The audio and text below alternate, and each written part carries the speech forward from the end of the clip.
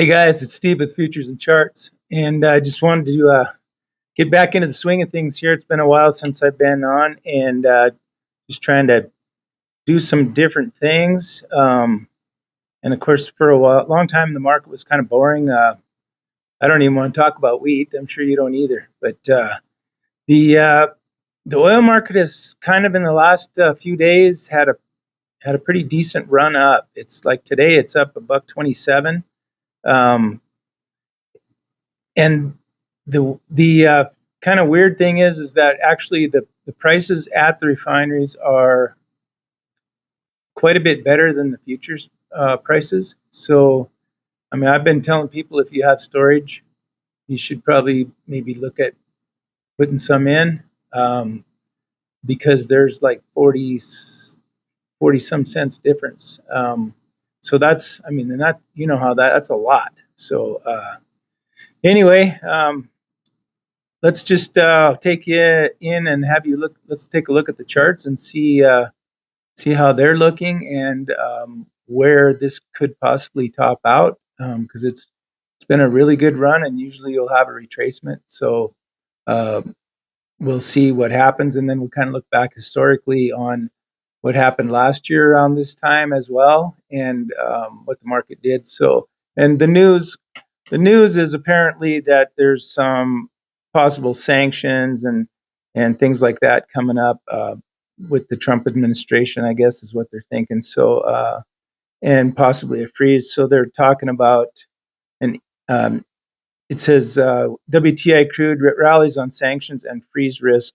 $80 in sight. That's the question. So and we're not that far away because as of right now we are at almost 78 bucks. So um, anyway, let's go have a look at the charts and we'll talk about them for a bit.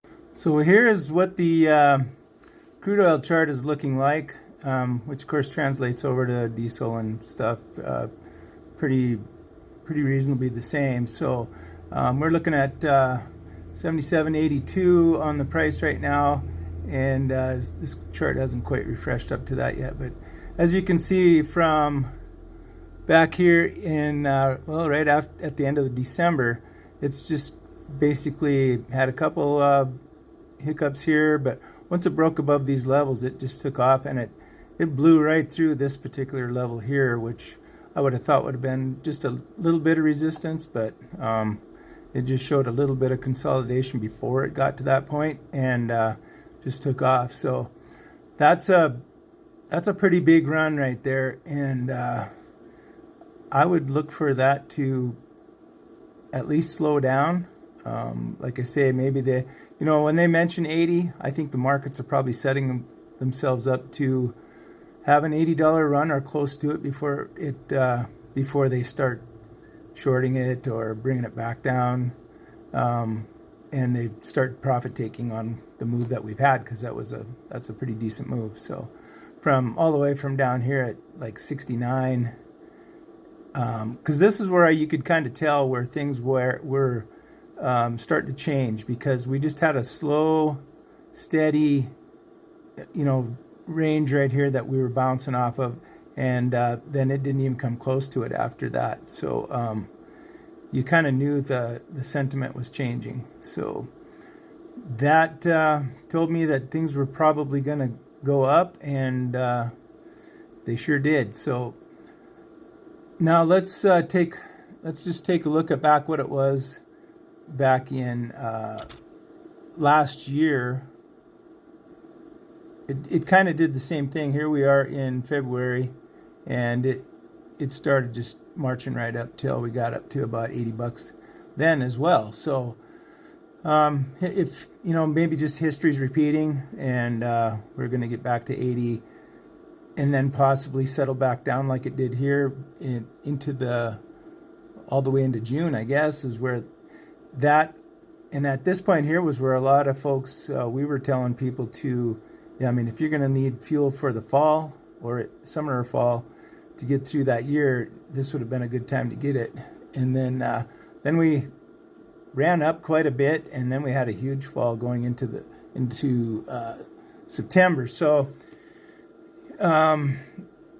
these are pretty big moves for the crude oil market, so I would anticipate more volatility because we still have wars going on and a new president coming in who might have some different ideas on. He wants to drill, baby, drill. So in most cases, that would tell people that the prices are going to drop, and I think that's what people were anticipating and wanting to wait and buy, thinking that the price was going to come down to the levels they were when Trump was president last time, which was in the 50s, I believe. So, but you know, things aren't always the same. There's other influences going on in the world that are driving the markets, and eventually it might do what Trump wants it to do to get lower and to get inflation down. So, but it's not happening right now. So anyway, that's what I got for you today, and we will see you in the future. Thanks for watching Futures and Charts with Steve Nelson.